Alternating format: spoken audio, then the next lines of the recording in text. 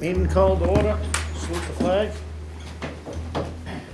I pledge allegiance to the flag of the United States of America and to the republic for which it stands, one nation, under God, indivisible, with liberty and justice for all. Welcome, everybody.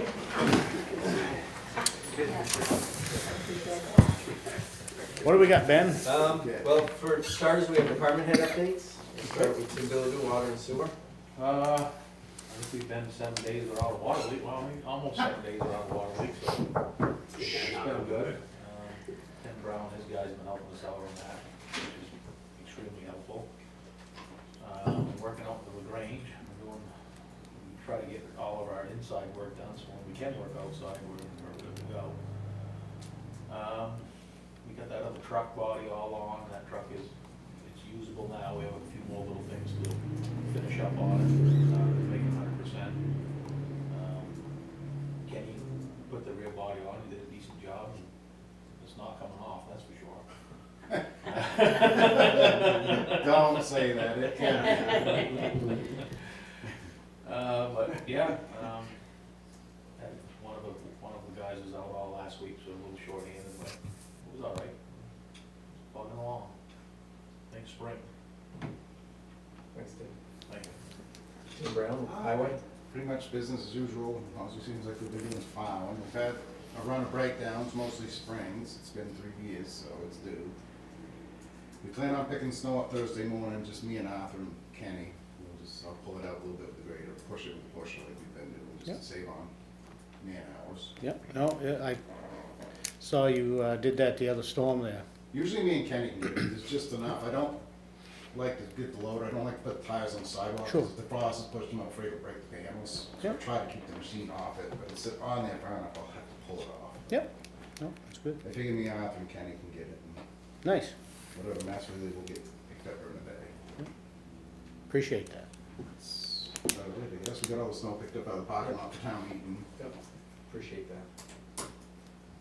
Hopefully things slow down a little bit in the breakdowns. Yeah, It's all just general stuff that happens, corroded wires, springs. That's about it. thank you. Thanks. Robin? So Wednesday night is a planning board meeting, major site plan for a solar generation facility. I submitted 3 projects to Amy Custer's office and I'm working on them for Shaheen for congressionally directed spending. First one is the completion of Summer Street. Second one is the water tank installation on the east side. Third one is a public works complex. The Summer Street one involves a transportation, a DOT component that I'm trying to work on so we can get some paving done. We would rework that intersection where Summer, Route 3 and Page Hill. The water storage tank, I'm working with Weeks to possibly get some match money from them or some kind of contribution. Yep. And then the Public Works complex, I'll be following up with Rusty so that we can do a comprehensive inspection of that building. We've already done one, but they'll need one that will say that it basically is failing. We have one on record, but it's very old, so now we'll just renew that Yep. letter. Okay, Ben and I had a meeting with Steve Whitman from Resilience Planning last Wednesday. That's the first step in getting the housing provisions of all of our regs done. We banged out a timeline, so we're working from there. The safety committee, we did a training, trying to get some certificates for them. Also bought some hard hats for everyone so that when they're on site, they need to wear them. Yeah, yeah, highway and water and sewer already had hard hats. We got those last year. But we bought a few more because between Randy and Ted and Robin doing inspections or just going on sites to give some guidance to some property owners and developers, we felt it's important that they have hard hats when they're going on construction sites. And we also are going to have a set of 2 in the 911 ambulance in case they respond to an emergency at a construction site, so. Nice. it'll be I'm glad to cheap see that. investment. Yeah. And so the last thing I gave you the handout of, this is the proposed plan from Consolidated that got them the 40 million broadband money. Now, we just saw the article in the Democrat that said, oh, all these towns are getting a build out, and it included Lancaster, which if you look says 20. Those 20 they're completely building out Lost Nation Road. So it is the 20 houses that are beyond the Northumberland line on the Lancaster side, and that's it. They're not even in the 788 exchange, they're still in the 636 exchange. So the 788 exchange was completely omitted from the plan. I find this a little disturbing considering Lancaster was part of the COAS broadband working group, plus we've been working very closely with Northern Forest on the Lancaster COAS, Lancaster broadband.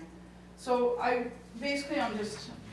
would like the board, I can draft a letter and then I can work on it, for you guys to sign, maybe as an op-ed or something for the paper, to clarify that this is not accurate. And people should be questioning and going to their reps and saying, why was Lancaster omitted? I think that's really important. Yep, I agree. And does this also tie in, Robin, to the broadband committee update letter that's in the packet as well? Yes, it does. Okay. Yeah, that was more or less of the survey that we had done in the community, and we had a really good a lot of good feedback and a good turnout when you do 200 these responses. Yeah, that's actually very good for us. So that data is very reflective of how the community feels about broadband, which is clearly something that they Yep. want and they need. Yep. So our state, where would we get the answer of why it was deleted? Well, I know that the timeline was really short, but on the day of governor and council, when this was going to be formally awarded, I found this out, so I shot off a message to Joe Kenny Yep. and said, hey, can you ask the question while they're before you? He didn't get the email before they voted. He has responded to me as of, maybe it was yesterday, saying that he's meeting with Consolidated this week. So he wants to follow up with me and maybe some details, so that he asks the right questions, but he wants to find the answer out for us. Okay. I've also asked Troy, I've talked to Jim Tierney, so I think that the political end of it, I've You got it hit so covered? that we can find. Yep. I Okay. cannot get through to Consolidated. I do have a bill for Consolidated coming the 13th. That one I told you about. Okay. The obligation of last resort, it's a 100-year-old bill where they're required, to provide services. They want out of that project with these build-outs. So we have a bill, an amended bill for them. So I will be meeting with them in the next week. So now that I have a little more information, I was kind of fuzzy when I met with them Thursday on this. And the big thing, they kept telling me that the state map wasn't out yet from UNH. That they were Yeah, you were going telling by. me about that. I also have some fingers out trying to feel that when that's gonna be released statewide, and I've gotten no responses. So, Okay. Well, someone will get back to me on that. Thanks, Robin. Good question. Oh, Robin, is there a date for appeal on this announcement that you need to be concerned about?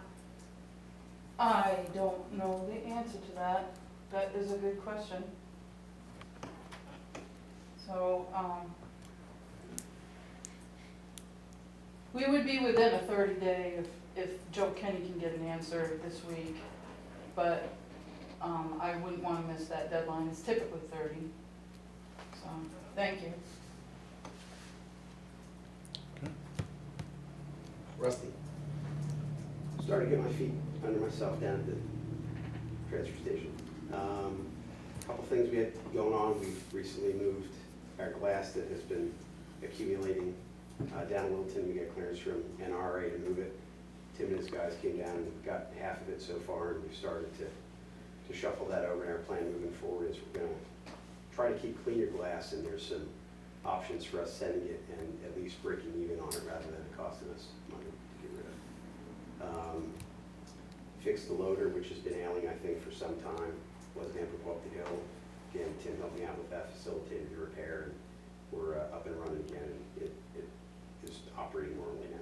So that's a big improvement over what we had before. Started to understand some of last year's budget stuff and talking to Ben about some things. And I think we've probably identified some deficiencies in some of the stuff we do. We're going to kind of put a plan together and come in and see you the next meeting and discuss some of those things that we see going on and how everybody wants to kind of move forward with it. So it's taken a while for me to kind of get to that point, but I'm there. So I think we have some good information. That's it. Yeah. Thank you. All right, thank you guys. Nice job. Appreciate it. All right. Moving on, review and approval of the minutes from February 21st. I make a motion, I accept the minutes. I'll second it. All in favor? Aye. Aye.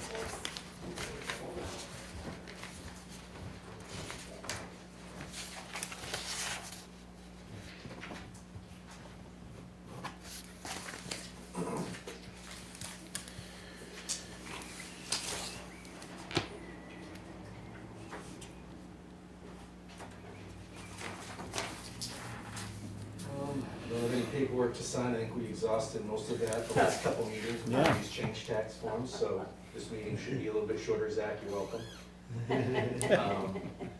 The next item on the agenda, new business, we have a acceptance of unanticipated funds. It doesn't require a public hearing because it's below 10,000.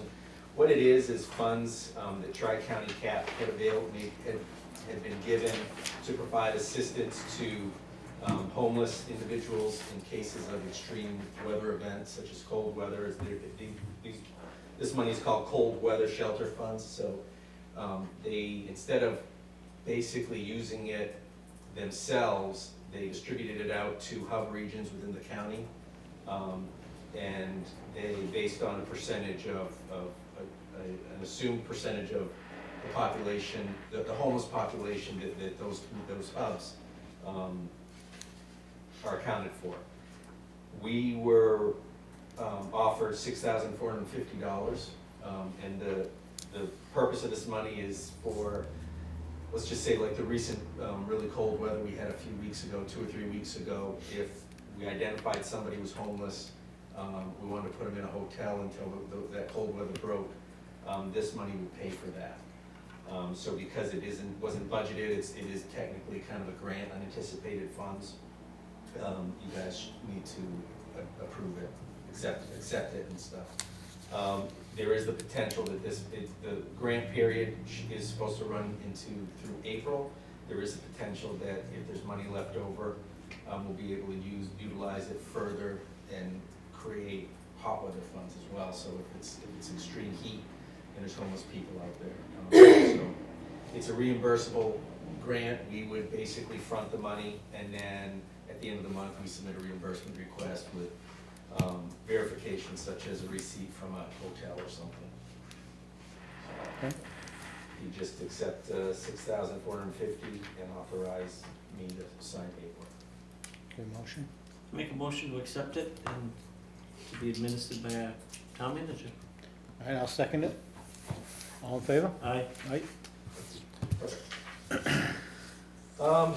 Next item is CREASE training for town office staff and board of selectmen, and I don't know what CREASE means. It's basically, I don't know what it stands for, but Chief Charbonneau had approached me a while ago and offered to organize a training for town office staff, and then as well as the select board and some of the other boards and committees to training on how to deal with difficult people who are getting agitated, aggressive, training so you don't escalate the situation.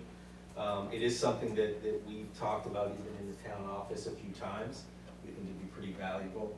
So we're gonna set it up for ourselves, and we'd certainly like to engage the select board as well and throw it out to the other boards. We're not sure if we're going to just have like a one type of training for everybody at once, or if we'll try to do a similar, break it out into, town staff be trained one day, and then we try to maybe have a couple dates for the boards and committees. Is that something you guys would be interested in participating in?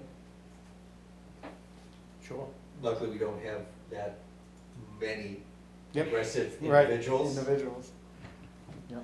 So- KJ can be. Yeah, but I think it's pretty important. I mean, obviously, sadly, we're in a very divisive environment, politically and socially in some respects, so I think this would just be some tools for all of us to be able to use if needed. Yep. So, okay. Sign us up. Very good. I will let Chief Charbonneau know, and we'll try to, I'll bring more information back to you guys once I get more from the chief on when we can do it, and time frame, how long it is, and all that other stuff.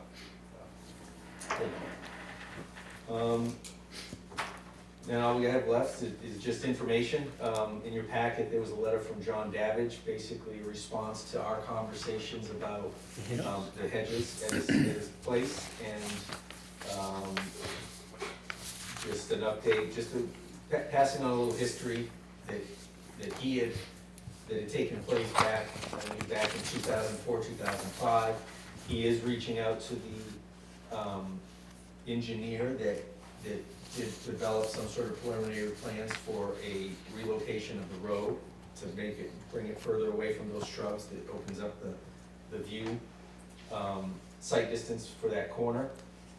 And then, once he gets some more information, he'll pass that on to me, and then we plan to meet in April, when the weather's a little bit better and he is back in town more long-term, so we can coordinate a meeting, and again, I appreciate Shane if you're available. I will. And then Tim Brown obviously would be involved in that as well, Yep. so. We're glad to. Yep. Very good, so I just wanna make sure you guys were aware of that. We have, Are you guys aware that he'd already built a fence in back of that hedge? we were made aware of that. Why did you do that? I have no idea, I didn't ask him that. Anticipation of cutting the hedge? Could be, I don't know. I haven't, it didn't seem relevant at the time, and I don't wanna, since we haven't met in person, I don't wanna get into these conversations by email or on the phone, so. Yeah, well, you got a couple other hedges in town that are on town right of ways. And if you let him get away with it, you move the road, what do you do out on Pleasant Valley Road? Where the customer doesn't own the other side of the road. And let's see, the hedge on, infringing on the sidewalk on Bunker Hill and Middle Street. What are you gonna do there, move the road, move the sidewalk? You know, what I'm saying to you guys is, you should put your foot down and remove that hedge. You can't let one guy get away with it just because he's got a little. We are going to address it, Alan. Well, so the And- select and- board thought they were gonna address it 10 years ago too, That- and they did. Yeah, with the time, Hold in your my, feet to the fire. yeah, Yeah, today, I'm telling you, we're gonna get it resolved, yeah. okay? And we're gonna do it in a way that this Yeah. board feels See what as I'm well saying? as the You can't town. do something for one that you wouldn't do for the other, Yeah, you know? And you got two other instances. yeah, You know, my fence, come up and look at my fence where it is on Seven Hill Road. Yeah. I'd like to have another acre of grassland for my cows. I don't put my fence next to the town road because it's not where it's supposed to be. Right. The town's got 25 foot right away off the tar, and I Yeah. respect it. Yeah. And I think that he should respect it as well. okay. Anything else, Ben? Not on Davidge, no. We're obviously, again, we're keeping the communication open, so, again, April will be the anticipated time that we'll be able to meet, and Yeah. we'll keep you posted on that. Next thing for information is, Androscoggin Valley Regional Refuse Disposal District, Mount Carberry Landfill, they're increasing their tipping fees. So starting May 1st, Mount Carberry Landfill will increase $5 per ton, up to $75 per ton. So obviously they were $72 a ton, so as of May 1st, it will increase to $77 per ton. And their asbestos disposal will increase $5 again to go up to $130 a ton. Okay. This was increases that were expected. We did anticipate it in the budget as far as I can remember. Well, we started to, and then we Then- were told, it was conveyed to us that they probably weren't gonna increase it, so we dropped it a little bit, but we kept it up some. Yeah, So, okay. we'll do our best. I'm hopeful that with the pre-crusher, we're seeing some savings as there, far as yes. that goes with transportation, Yep. which will offset some of this cost because we're able to get more on a load. But again, part of these conversations with increased tipping fees is stuff that Rusty and I are talking about as far as our fee structure as well, that basically puts a lot of the burden on the cost on the taxpayer, not the user that disposes of their stuff at the transfer station. So we need to get better at Estimated. being more fair Yep. with all of that Yep. stuff. So that, like, as Rusty said, there'll be more conversations about that in the future. As we spoke about with Robin's update, there's the letter, and the survey results Oh, from the for the broadband broadband, survey. yep. So that's in your packets for your information. And we just have a few, land use permits. We have a land use permit for Margaret Madison, 7 Fletcher Street, gutting and renovation of a dwelling, interior kitchen renovation with new cabinets, pine flooring installation. So no change to the building footprint, just internal renovations of the kitchen area. Wayne and Tina Rexford off Stockwell Road, a construction of a 12-foot by 20-foot shed. We have a sign permit for Ryan and Jennifer Senna off on Wesson Road for a 32 square foot sign for Senna Auto Sales, Farm Equipment Repair and Sales. And then the zoning special exception approval for the solar project off North Main Street. And only other, I just have a few things that weren't on the agenda, but they just came up. Just a reminder that this weekend you set your clocks ahead, Okay. spring ahead 1 hour. Another reminder, a more important reminder, that Tuesday, a week from tomorrow, is town meeting day. So the select board is expected to be at the polls all day, and then certainly at town meeting, and afterwards as well during the counting of the But votes. you too. Can you count his votes? No, I don't think you can. And the last thing is the fire department is gonna be doing a live fire training at 111 Summer Street.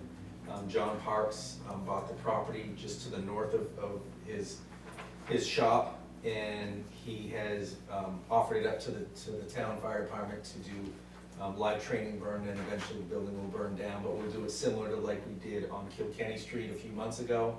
However, it's just going to be for the department, the Lancaster Fire Department.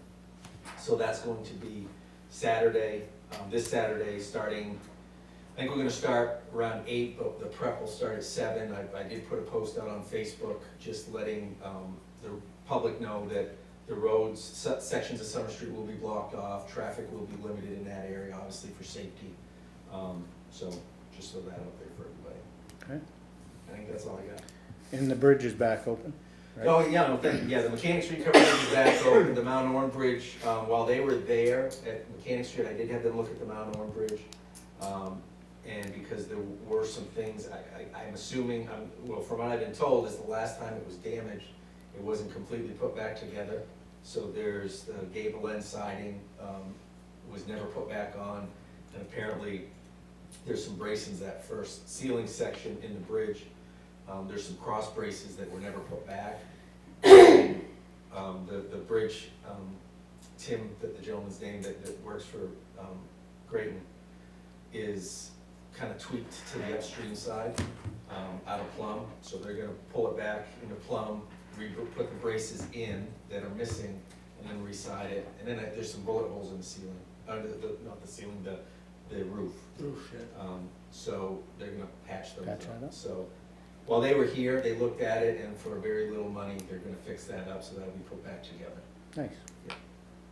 They did a very good job on Yeah, looks on good. Mechanic Street Covered Bridge. Yeah, and as I said, the decking was a, Babe, well, yeah, a bear, that's a good word, thank you. I was gonna say add an something. extra letter to Yeah. that word. Yeah, Mhm. thank you. Anytime, Ben. Is that it from you? That's all I got, unless you want me to talk more. Yeah. Anything from the public? Now, what was the deal on buying electricity and selling it to the poor? What was the deal on the town buying electricity in mass and selling it to the poor? So, basically, it's the legislature passed a law that the town can create a community power, I guess, type of organization that, yeah, the community would buy the power, and therefore the residents could buy it back from them. There's nothing, we're not involved in anything yet. There was a company that is doing the outreach for that law.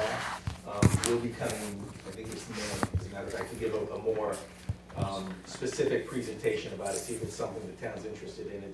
There's no cost to the town as far as setting us up as a community power, community power town, whatever you call it. Like all the rest of these deals, no cost now and later get it stuck. Yeah, so to read, if you read into it, I went through my committee with the bill. Basically, you go into this community power aggregation, you gotta go 100% green. And it can end up costing a lot. We don't know, Lebanon's doing it first. Keene's having it on their town Right. on next Tuesday, they're voting for it. So, I don't know, so by meeting with everybody and talking to everybody in the State House after Ben got the letter, that we should hold off a minimum of 1 year before making a move, just to see how it's gonna work. We So don't that wanna is- get into something, get in over our heads. It's just like rent control. I Right. wish Mr. Rideout was here, he'd agree with me, but the town of Lancaster's got no business being in the electrical business. This community power aggregation was formed, like I said, we try to kill it as much as we could in committee to not, because it was a little too stringent. My vote says no, you don't get involved in it whatsoever. Ultimately, it goes to town meeting for a vote to decide if the town's gonna do it, so. Right, it's gonna happen around the state, they're just basically trying to get people to buy into it. I don't really think it's gonna go anywhere, but I've been wrong before, Leave the I'm town, wrong again. in the town business and leave the electricity alone. I just don't know how they think we're gonna be 100% green, you know?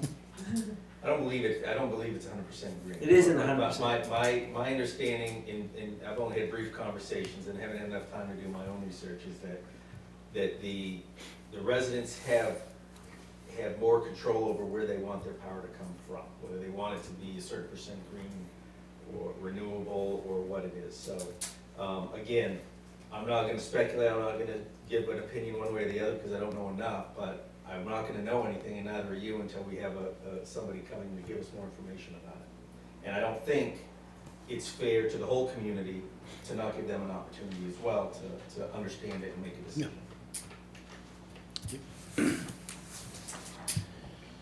That's it? Oh, I do have one thing. In listening to, maybe I should have done it during Robin's report. Listening to Robin's report, her talking about the grants that she was applying for, what's the process so that you guys know that these are getting written, so that if they get approved, then in fact you accept the monies? Like, if she goes through this process of applying for a grant and then she gets it and you say, no, we're not gonna accept the monies, how does that happen? What happens? So I guess, I don't know whether, I guess they're technically called grants, those are like the earmarks. That's what she's applying for, is the Oh, earmarks. entitlement funds? Right, yeah, it's Okay. the congressionally designated spending. Except for which the is- tank. Well, which the is earmarks have gone No, away. she was looking for earmarks for that. Okay. Is she looking Actually for earmarks for that directed. Right. Gotcha, That's what she was talking about. okay. Okay, then in the Invest New Hampshire funds. So typically typically how it usually works, at least since I've been here as town manager, with the department heads coming before the select board, and Robin does a great job about identifying, grants and stuff that are there, that she's researching and applying for. And, we don't have a set policy about needing select board approval to apply for grants, but there is the requirement that they have to approve it, accept that money. So there is obviously that risk that the town staff invests time and energy into applying for a grant that the select board really isn't interested in, but that's why these department head updates are important. And if, Robin does, or even me, or, one of the department heads do state that they're researching funding opportunities for this project or that project, that the select board does their due diligence and asks questions in these meetings, and then we can have further conversation. Ideally, that's, I think, how it should go, unless the select board would like to vote to give authorization themselves, but usually, I guess you could say that I, is their mouthpiece. I kind of give that direction to Robin if I think it's something, or I say Robin because she's been doing most of the grant writing, but it doesn't necessarily have to be her, but I give that direction that that's something, yeah, that's a direction that we should be going in. Yeah. It's kind of how I did it when I was in her position. I mean, we didn't have department head updates to the select board, but I would always share with Ed, who was the town manager at the time, that this was an opportunity I was going to try to take advantage of, and usually he'd say yes. I don't know whether he ever said no, but I think there's a few times he might have said, I'm not quite sure about that, and we have a conversation about it. I think the department heads presenting each meeting is wonderful, and there's that balance between select board not micromanaging the operations of your staff. Yeah. I'm very sensitive to that, Yeah. From my background. But the whole, and I'll go back to the Invest New Hampshire money, apply for Invest New Hampshire. I'm gonna say, thank God we didn't get the grant, if we were gonna just turn it down anyway. I mean, but how do you avoid the possibility of applying for a grant, getting the grant, and then turning it down?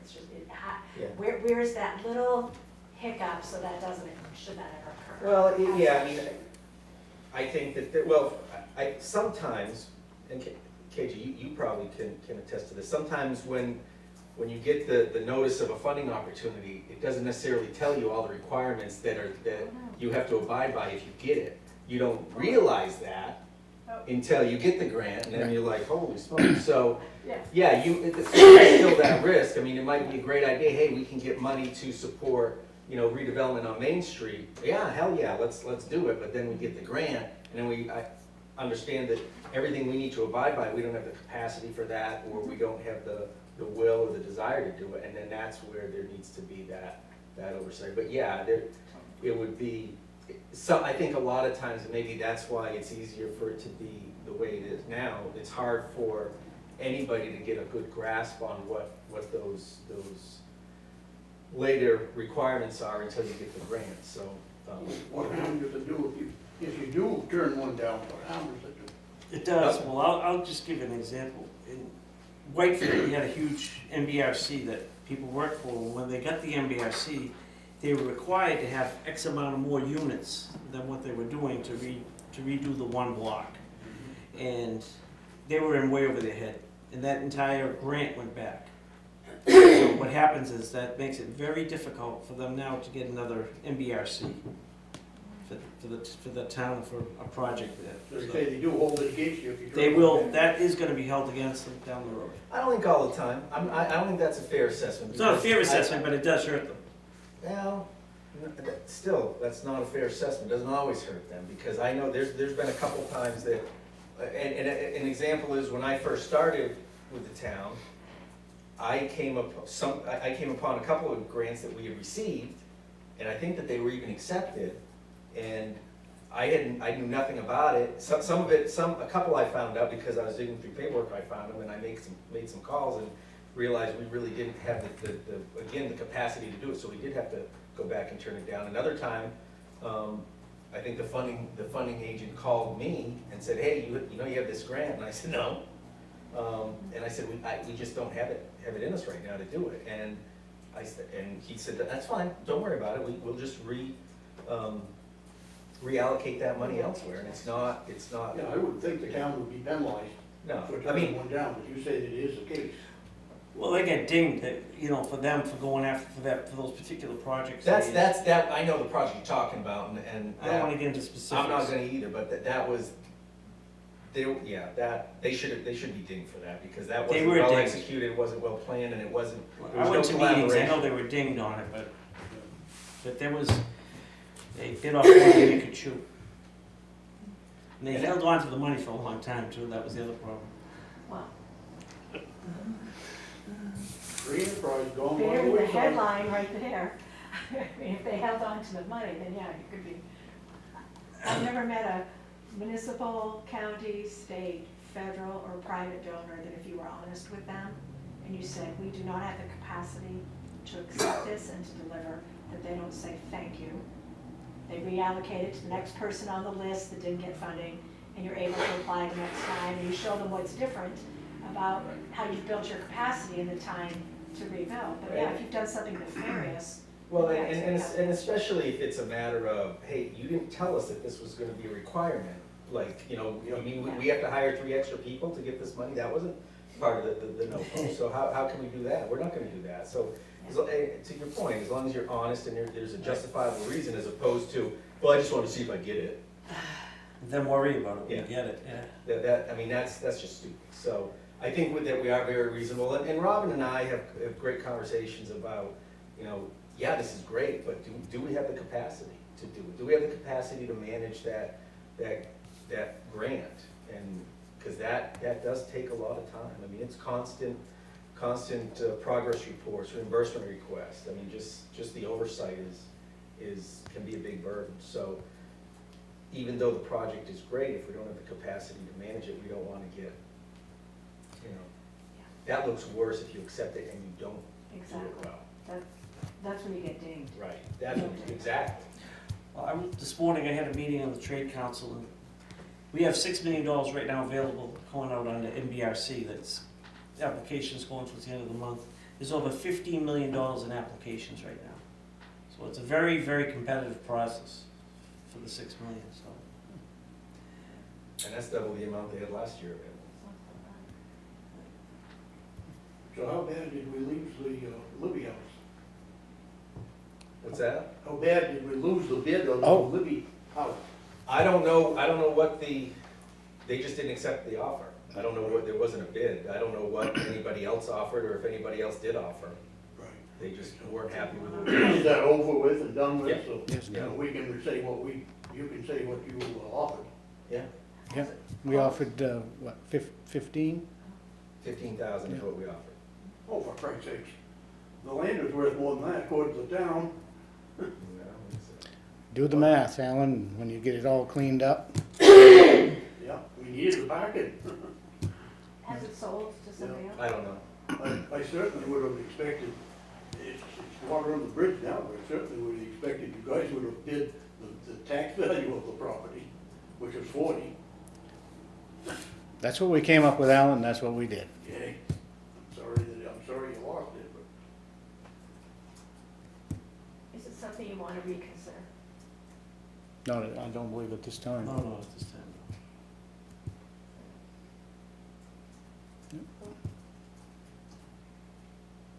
Okay, nothing else for me. Nothing else? All right, anything from you, Troy? no. Just a motion to adjourn. I'll second it. you All know, in I favor? got locked the door, I think I do. Yeah, no cornhole tonight. Aye. Handicap door unlocked too. Okay. Oh, boy, I can do that. I don't want to stress you out. you gotta